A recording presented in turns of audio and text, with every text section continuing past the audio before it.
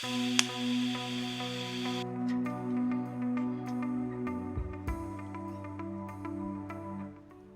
guys, and welcome back to RestoHub. In this episode, I'm getting exhausted. Stick around. Alright guys, this is what we're dealing with today. So we've got to fabricate a 4-inch dump pipe straight off the turbo and snake it down past the transmission. We do have a few things to contend with: steering box, and there will be a brake booster mounted to the firewall. So we need to make sure we do clear those. Last thing I want to have is cooked brake lines. Yeah, we want to stop rather than just go, right? Alright, and here we have a 4-inch 60-degree Mandrel bend. Thanks to Mrs. RestoHub for doing the recording here. You can see this pipe fits in nicely, and it does snake past the transmission with plenty of clearance. So what I'm going to do now is actually bolt up the brakes, and then we'll be able to see exactly how much clearance we've got once we're fabricating. Alright, let's get fabricating.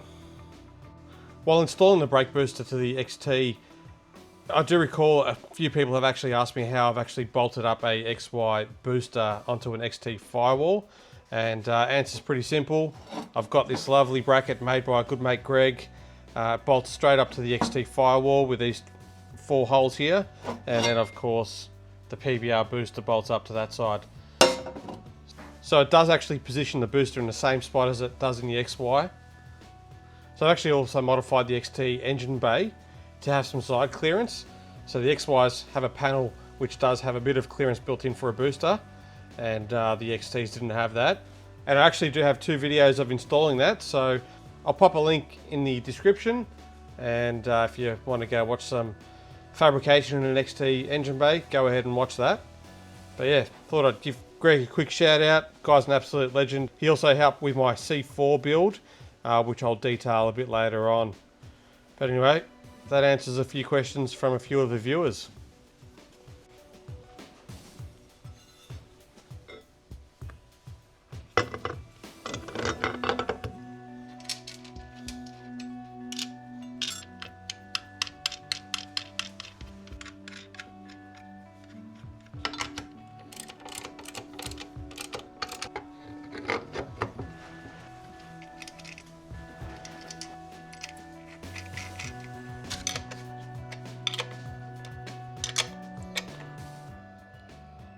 Now I've got the master cylinder and brake booster bolted in, and I've also got some bubble wrap on the exhaust manifold, just so I don't scratch it up when I'm taking the dump pipe in and out, as that'll happen quite a few times.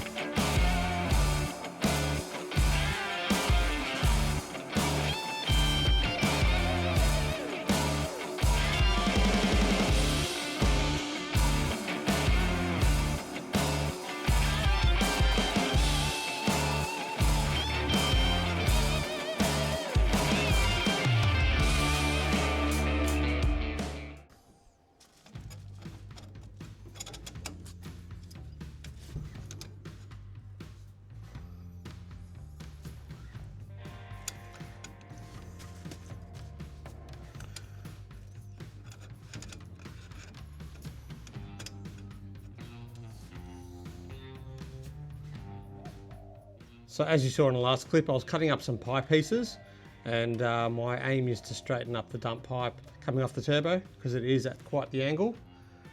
But as you can see, these 2 small pieces bring us back in line to where we need to be. So what I might do is tape these together and then bring the 60-degree mandrel bend piece over and see if I'm sort of where I need to be.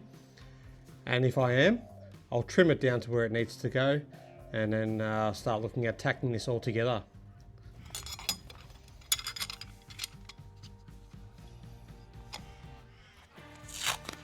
Trusty painter's tape works all the time.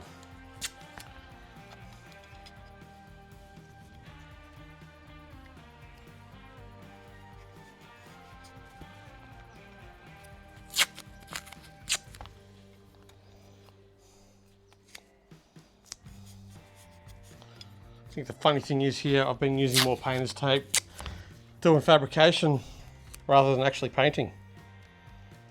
We'll get back to it sooner or later.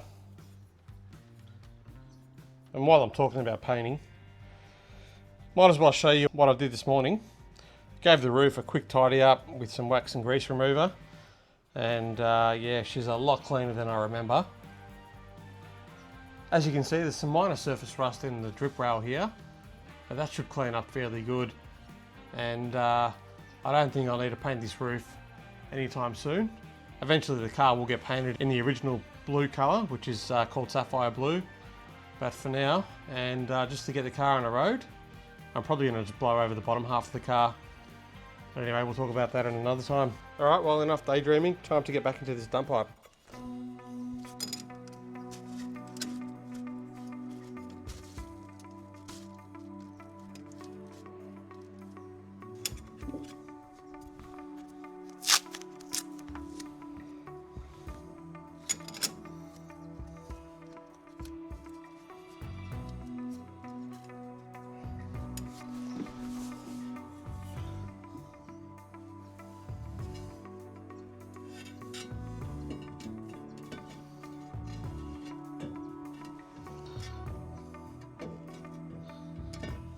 Alright, this is pretty close, this angle. I'd love to show you guys what I'm looking at, but unfortunately I don't have a third hand here. It's going to have to trust me.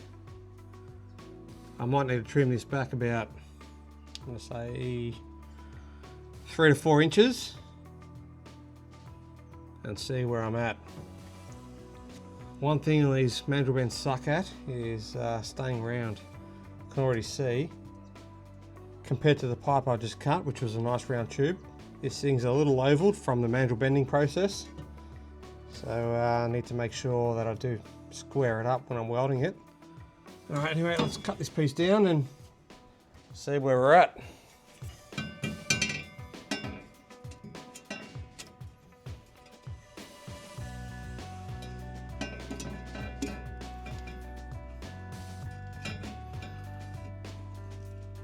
Alright, she's pretty close. I don't know if you guys can see that, but to make it perfect, well, not perfect, to make it sit where I want it to sit, I'm going to need one more pie cut, and then of course play with these pie angles, rotate them around.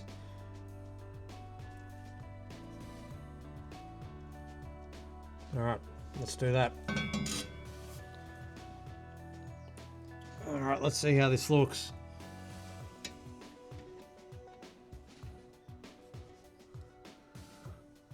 Pretty good,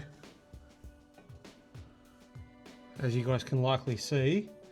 We're coming off the turbo on a bit of an angle, and I've straightened it out, tried to be parallel with the engine of course, and then we're shooting down and trying to have clearance to the pipes, the brake booster, the steering box, and of course sort of shoot down in between the just behind the bell housing. Now I'm super happy with how this looks here. I might have to do a bit of a cut on the leg going down to the firewall and then kink it back maybe 5 degrees or 10 degrees. But with that said, I think this is looking pretty good. So what I might do is clean up this leg and the first piece, maybe tack these two together because I think they're positioned right, and then look at maybe tacking these two together and tacking it up to the V-band and then sort of working from there.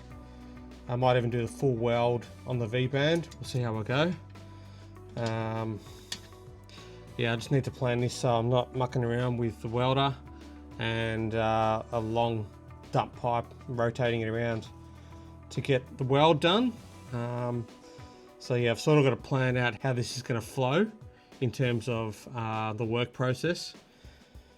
So yeah, let's start with that. Let's start with joining the first couple of pieces together. All right, let's go. Before I weld any of this, I want the purge sorted. When you weld stainless, the inside needs shielding as well. This setup lets argon flow through the pipe so the inside of the weld stays clean and strong. As you can see, there are two lines. One goes straight to the welder and the other goes to a purge bung.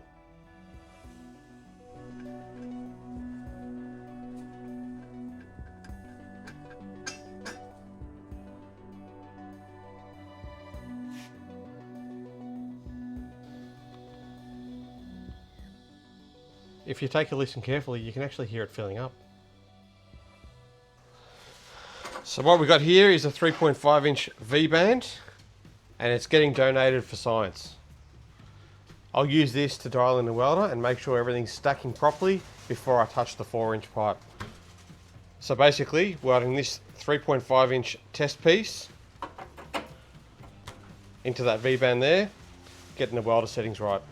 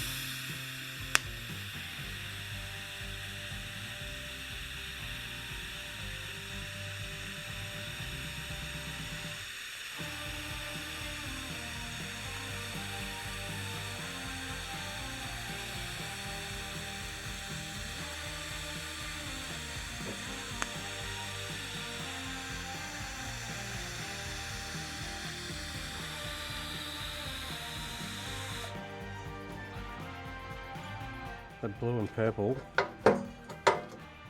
means she's been really hot. Ideally, you know, we've got that straw colour. So I might let this cool down a little bit and crank up the gas flow and see if I can get a better colouring.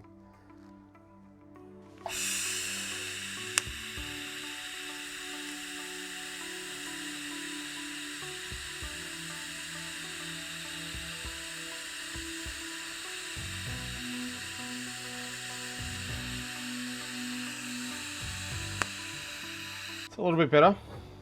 Still a bit of bluing here, but colour's looking a little nicer.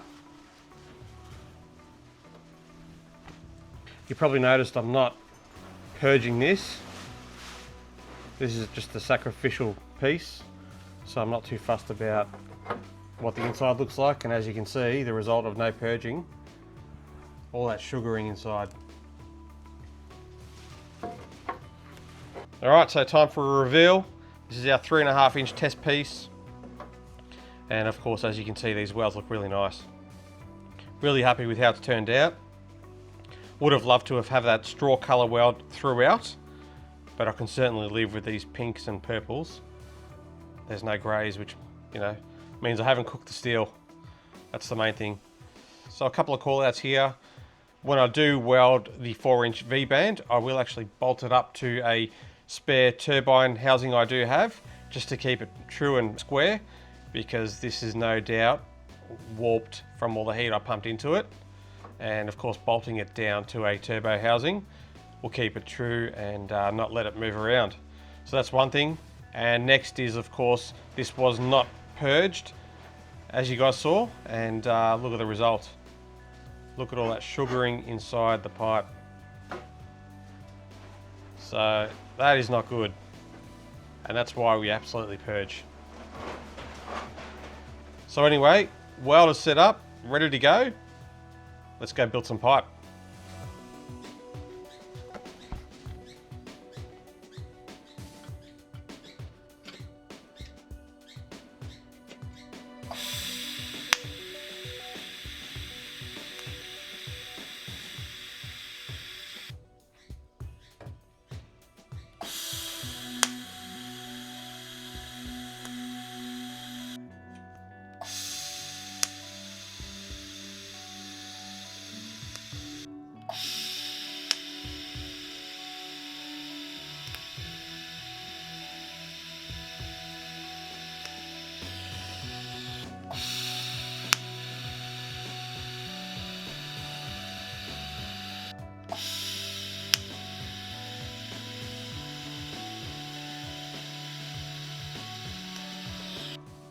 So you're probably wondering why I have the turbine housing here. So I didn't want to tack this V-band to the first bit of pipe just sitting on a bench like everything else. What likely would have happened is it would have arced from the bench to this V-band and caused a divot, which may impact, in service and possibly cause a leak. Chances of that happening, not sure, but rather, prevent that if I can. And of course I do have a spare turbine housing, so thought might as well do that. When I fully weld this out, I will actually bolt up the V-band to the turbine housing and snug it right up, so it's really not going to go anywhere. And of course doing that will allow this to keep true and flat and not warp after I weld it. Anyway, lucky me for having a spare turbine housing. I do have it for sale, but no one's bought it, so might as well use it. All right, we're doing one final fit up before I start getting some pieces fully welded out.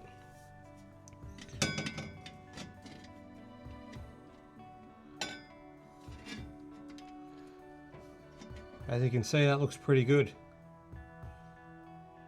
So the first piece of exhaust tube is tacked to the V-band. This piece is taped to this one. So I'm going to tack that together and fully weld the V-band flange. And then we'll come back and tack this last piece together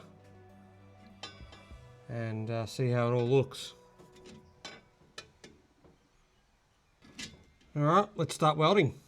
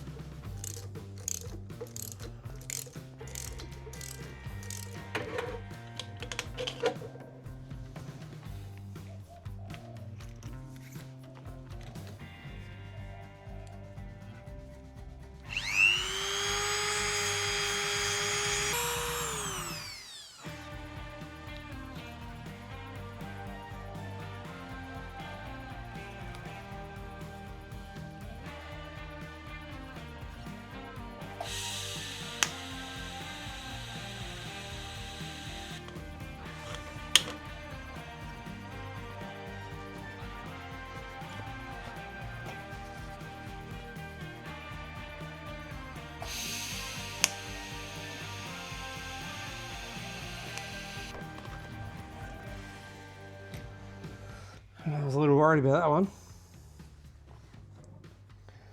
She was pulling nicely. This is the one thing I don't like about pie cuts, is they're a pain to weld. Give this a good wipe, because I've been touching it, and then look to purge and weld it up.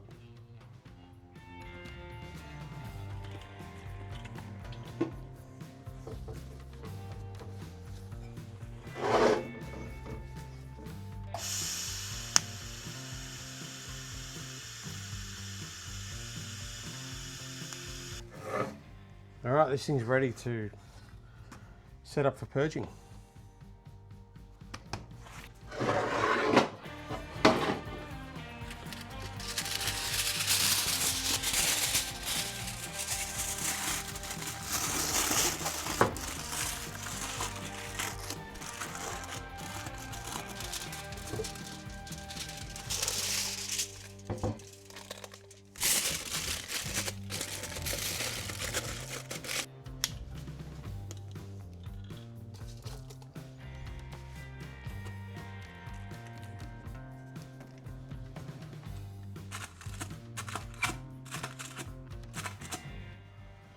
So I poked a couple of holes in there just so the argon can push out the oxygen in there and to make its own atmosphere in there, and of course shield the backside of the weld.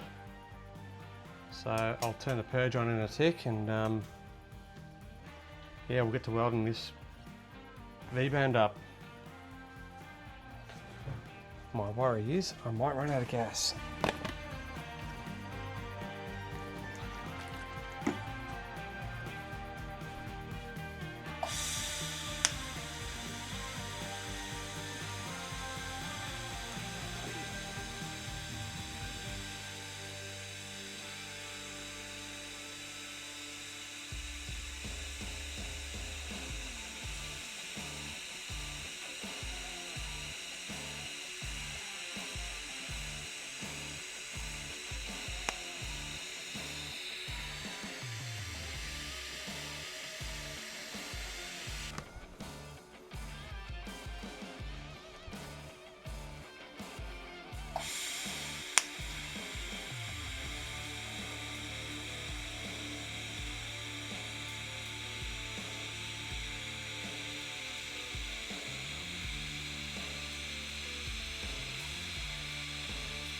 So just my luck, I've run out of gas. I've got most of it welded, probably about a third left to go. But yeah, I need to go get another bottle of gas now. As you can see, those welds looking pretty good. One thing I forgot to call out before was this turbine housing is actually almost like a heat sink as well. While yes, the part is very hot to touch, the housing actually draws out a lot of the heat as well, so does help. Anyway, time to go get another bottle of gas and come back and finish this up, and then of course tack this onto that 60-degree mandrel bend that I've got, and yeah, that'll be almost ready to fully weld out. And here we have it, a 4-inch dump pipe fully tacked together, and of course the V-band is fully welded out. That's ready to go. So it's looking pretty good. Happy with where it's sitting, and of course the clearance to the pipes, the brake booster, and of course the steering box below. I still need to lob off about 150 mil off the bottom leg there, and then sort of snake it back towards me and then back under the car.